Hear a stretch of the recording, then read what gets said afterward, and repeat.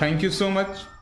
आपने यहाँ पर हमें निमंत्रण दिया है। आप सभी को मसीही समाज की तरफ से मैं नमस्कार कहता हूँ और मैं परमेश्वर का धन्यवाद देता हूँ कि इन तमाम प्रयासों के लिए जो हम सभी तमाम धर्म के लोग मिलकर के कर रहे हैं कि किस प्रकार से हम अपने समाज को बेहतर बना सकें, समाज को एक अच्छी दिशा में लेकर के जाने वाले हो सकें।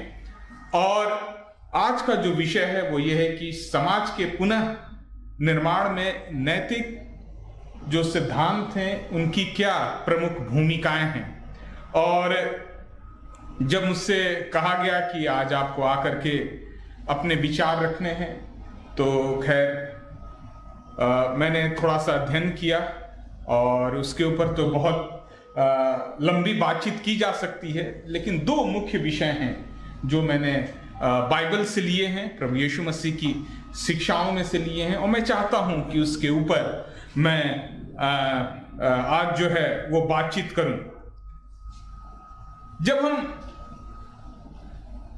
रोल ऑफ मॉरल वैल्यूज की बात करते हैं, जब हम नैतिक सिद्धांतों की बात करते हैं, तो आखिर सबसे पहले प्रश्न यह होता है कि आखिर हमें इनकी आवश्यकता ही क्यों पड़ी। समाज को पुनः निर्माण करने की आखिर जरूरत क्या है, आखिर क्यों आवश्यकता पड़ी इसकी। और इसका जो मुख्य कारण है जो हर एक मनुष्य के अंदर पाया जाता है वो ये है कि बाइबल बताती है कि मनुष्य ने पाप किया है और मनुष्य परमेश्वर की महिमा से रहित है। हर एक व्यक्ति जो इस संसार में है उसने पाप किया है। अदन की वाटिका से पाप का आरंभ हुआ और आज के समय तक पाप इतना बढ़ गया कि अब हम मनुष्यों को यह प्रयास करना पड़ रहा है कि हम समाज को जिस उद्देश्य के साथ परमेश्वर ने मनुष्य की रचना की थी उस उद्देश्य को हम पूरा कर सकें। और जब हम इतिहास के पन्नों में देखते हैं तो बहुत से महात्मा आए, बहुत से पैगंबर आए, बहुत से ऋषि मुनि आए, बहुत से बड़े बड़े लोग आए और उनका यही प्रयास रहा कि समाज जिस उद्देश्य से उसका निर्माण किया गया, मनुष्य जिस उद्देश्य से परमेश्वर ने उसको रचा और बनाया, उस उद्देश्य की पूर्ति की जा सके। और उसी कड़ी में प्रभु यीशु मसीह का भी जन्म हुआ आज से सन 2000 वर्ष पहले। और प्रभु यीशु मसीह ने भी बहुत सी ऐसी शिक्षाएं दी जिन शिक्षाओं के द्वारा हम समाज को सुदृढ़ बना सकते हैं, समाज का पुनः निर्माण कर सकते हैं। दो बातें प्रभु यीशु मसीह की शिक्षाओं में से मैं आपके मध्य में रखना चाहता हूं। पहली बात जो प्रभु यीशु मसीह ने हमको सिखाया वो है प्रेम। और बाइबल बताती है कि परमेश्वर प्रेम है। और नए नियम की पुस्तक पहला पत्रस उसका 4 अध्याय उसके 8वें पद में लिखा हुआ है, और सब में श्रेष्ठ बात यह है कि एक दूसरे से अधिक प्रेम रखो क्योंकि प्रेम अनेक पापों को ढक देता है। प्रेम अनेक पापों को ढक देता है। यदि हम समाज को बेहतर देखना चाहते हैं, समाज को बेहतरी की ओर देखना चाहते हैं, तो हमको एक दूसरे से प्रेम करना पड़ेगा। बिना प्रेम के यह समाज का पुनः निर्माण नहीं हो सकता है। बिना प्रेम के समाज एक बेहतर दिशा में जा ही नहीं सकता है।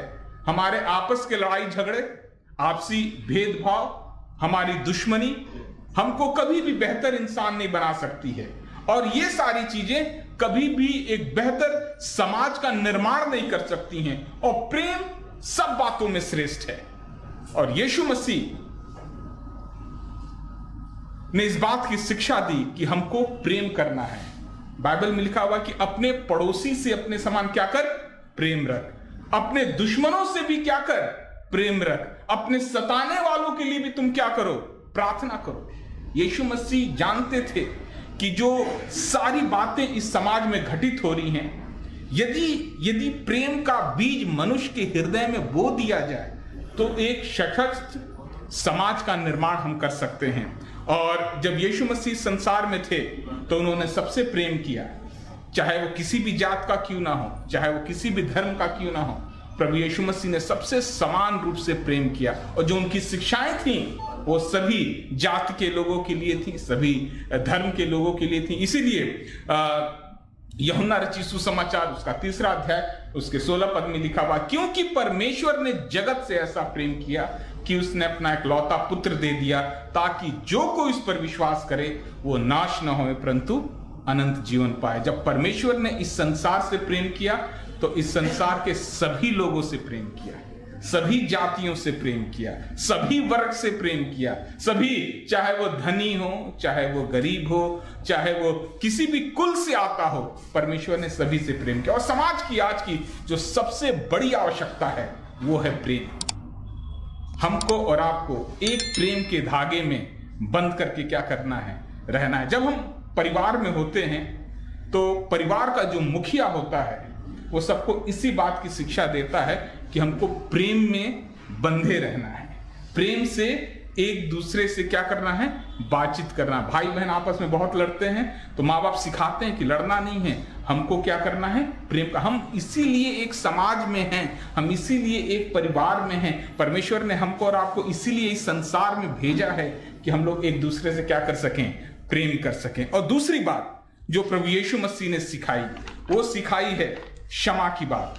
हमको एक दूसरे को क्या करना है, क्षमा करना है। और यीशु मसीह की जो दूसरी सबसे महत्वपूर्ण शिक्षा है वो है क्षमा के विषय में। हम सभी जानते हैं कि प्रभु यीशु मसीह को कलवरी क्रूस पर लटका दिया गया था मनुष्य के पापों के लिए। वो सताए गए, उनको 39 कोड़े मारे गए और लगभग 150 किलो का क्रूस जो है उनके कांधों पर रख करके उनसे 2 किलोमीटर तक चलने के लिए कहा गया। उनके हाथों और पैरों में कीलें ठोक दी गई।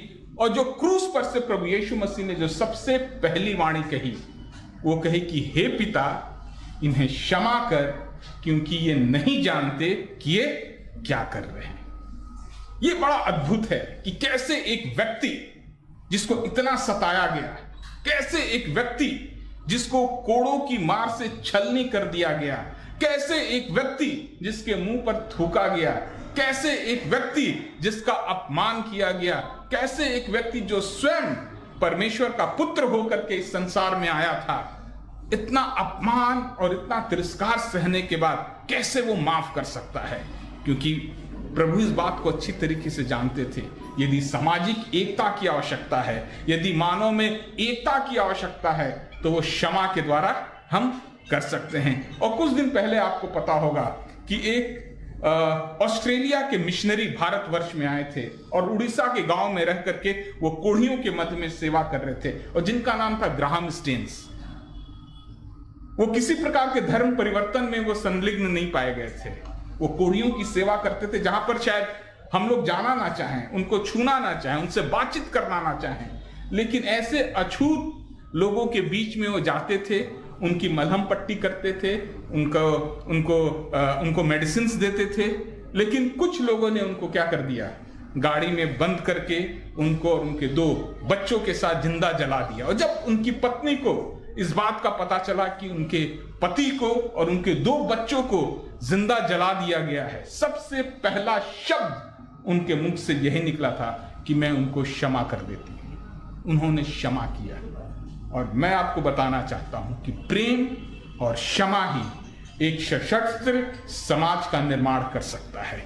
यदि हम दूसरे को क्षमा नहीं कर पाएंगे तो याद रखिए हम कभी भी एक अच्छे समाज की कल्पना नहीं कर सकते हैं।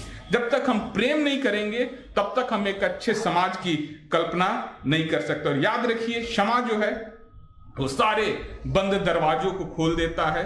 समाज जो है, जब हम क्षमा करते हैं उससे हमारा अंतःकरण स्वच्छ हो जाता है। जब हम क्षमा करते हैं तो हमारी जो अंदर अपराध बोध की भावना है वो समाप्त हो जाती है। जब हम क्षमा कर देते हैं तो हमें भावनात्मक चंगाई मिलती है। जब हम क्षमा करते हैं तो क्षमा से हमारे हृदय में शांति मिलती है। जब हम क्षमा करते हैं तो हमारे रिश्तों में सुधार होता है।